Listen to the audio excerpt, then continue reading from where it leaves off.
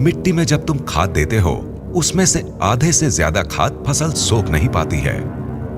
कैसे? सैप्रोफाइट्स एक प्रकार की फफूंदी यानी फंगस है जो मृत ऊतकों यानी टिश्यूज को खाते हैं। आमतौर पर सैप्रोफाइट्स फसल को सीधा नुकसान नहीं पहुंचाते हैं, लेकिन ये अप्रत्यक्ष तरह से नुकसान करते हैं क्योंकि ये फसल की जड़ों पर एक परत बना लेते हैं। परत बनने के कारण जड़ों के छोटे छोटे छिद्र जमीन में उपस्थित पोषक तत्वों को नहीं सोख पाते हैं, जिससे पौधे अस्वस्थ व कमजोर पड़ जाते हैं और इससे फसल का उत्पादन क्षमता से कम मिलता है। लेकिन इस सब का उपाय क्या है? इसका उपाय है साफिलाइजर। क्या क्या? हाँ, साफिलाइजर।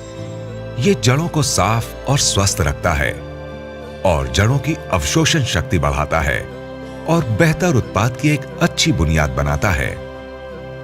इसके क्या क्या फायदे हैं? साफिलाइजर फसल में देने से ये फसल की जड़ों पर तथा उसके आसपास मौजूद सैप्रोफाइट्स को खत्म कर देते हैं और जड़ों के छोटे छोटे छिद्रों को पूरी तरह खोल के फसल की अवशोषण क्षमता को बढ़ाते हैं, जिससे पौधे जमीन में उपस्थित तथा खाद के रूप में दिए हुए पोषक तत्वों को आसानी से सोख लेते हैं बिना कोई रुकाव के, जिससे उनका फुटाव अच्छा होता है।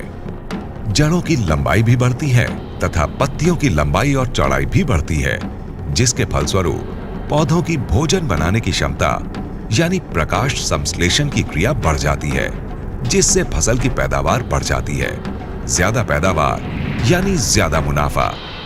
इसके अलावा साफिलाइजर फसल को आवश्यक तत्व जैसे कि मैंगनीज और जिंक उपलब्ध कराता है।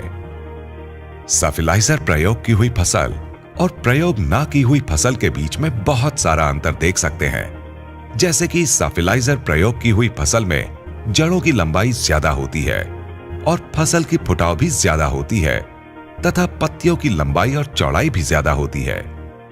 इसके उपयोग करने की मात्रा और तरीके क्या है? 1 एकड़ जमीन के लिए 500 ग्राम साफिलाइजर को यूरिया की निर्धारित मात्रा में अच्छे से मिलाएं और ध्यान रखें साफिलाइजर समान रूप से पूरी खाद में मिल जाए। अब इस मिश्रण को खेत में समान रूप से छिड़क दें। साफिलाइजर को खाद की पहली या दूसरी दफा प्रयोग करें। साफिलाइजर आपकी फसल को रखे स्वस्थ और साफ, बढ़ाए आपकी उत्पाद और आमदनी।